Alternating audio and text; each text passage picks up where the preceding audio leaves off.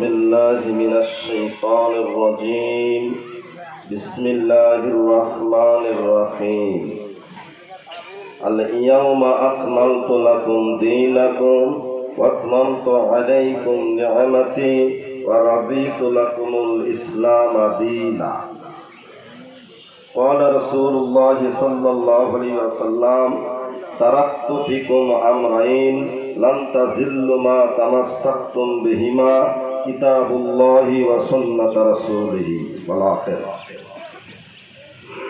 সম্মানিত পরিচালক, সম্মানিত আজকের জনসভার সভাপতি, প্রধান মেহমানের আসন অলঙ্কৃত করেছেন বাংলাদেশ জামাত ইসলামী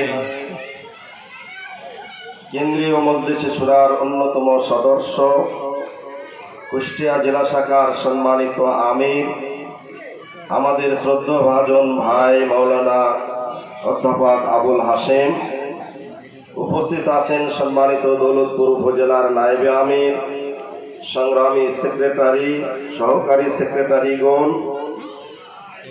সামনে বসা ইসলামী আন্দোলনের সাথী ভাইরা, সুপ্রিয় সাংবাদিক বৃন্দ এবং প্রশাসনের ভাইরা, আমরা মহান আল্লাহ পাকের দরবারে শুকরিয়া আদায় করি যে আল্লাহ পাক দয়া করে মেহেরবানি করে সুন্দর পরিবেশে সুন্দরভাবে আজকের অনুষ্ঠান উদযাপন করার সুযোগ যে আল্লাহ পাক করে দিয়েছেন। শুকরিয়া আদায় করে আলহামদুলিল্লাহ।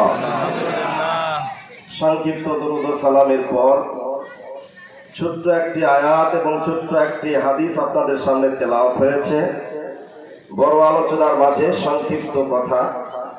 মহান আল্লাহ পাকের বাণী, তোমাদের কল্যাণের জন্য আজকে আমি তোমাদের দিনকে পূর্ণ করে দিয়েছি, আমার নিয়ামতকে তোমাদের প্রতি সুসম্পন্ন করে দিয়েছি, দিন তথা জীবন ব্যবস্থা হিসাবে আমি মনোনীত করেছি ইসলাম।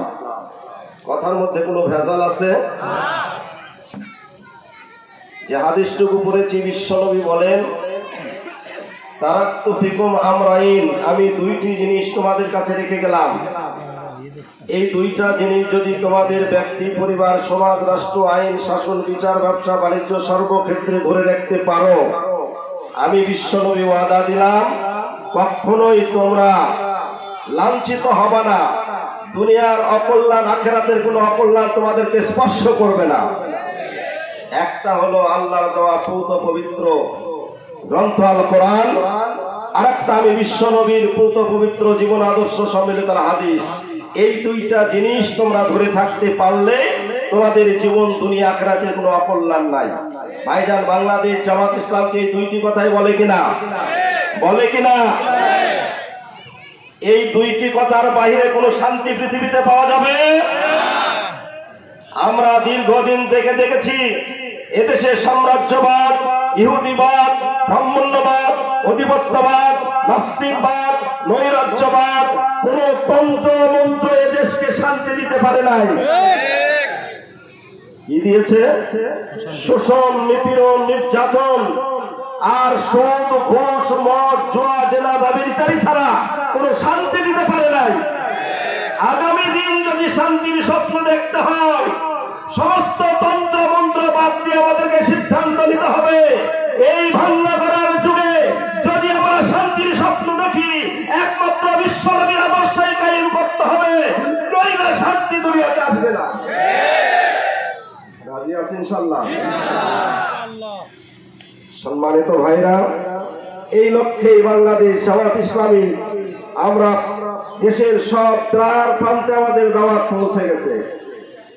আমরা সকল রাজনৈতিক দল, পেশাজীবী, বুদ্ধিজীবী, কৃষিজীবী, প্রকৌশলী, শিক্ষক, আলেম, ওলামা, ডাক্তার সবাইকে আহ্বান করি, আসুন বাংলাদেশ জামাত ইসলামের এই সুন্দর সুশৃঙ্খল দলে আপনারা অংশগ্রহণ করুন।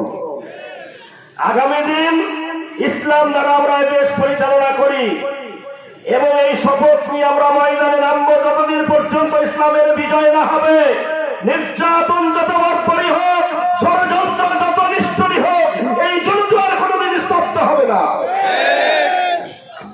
সম্মানিত ভাইরা, বাংলাদেশ জামাত ইসলামী আপনারা জানেন একটি জনকল্যাণমুখী সংগঠন।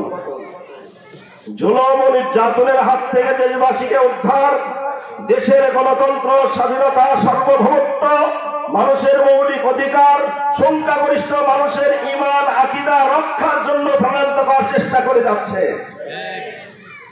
ঠিক আছে তো? আপনারা কি তার সাথে একমত? তাই যদি হয়, বাংলাদেশ জামাত ইসলামী প্রতিশ্রুতিতে আবদ্ধ। তার সাথে সাথে আমি দৌলতপুর থেকে বলতে চাই, এই দৌলতপুরে অবৈধ অস্ত্রের ঝঞ্ঝানি,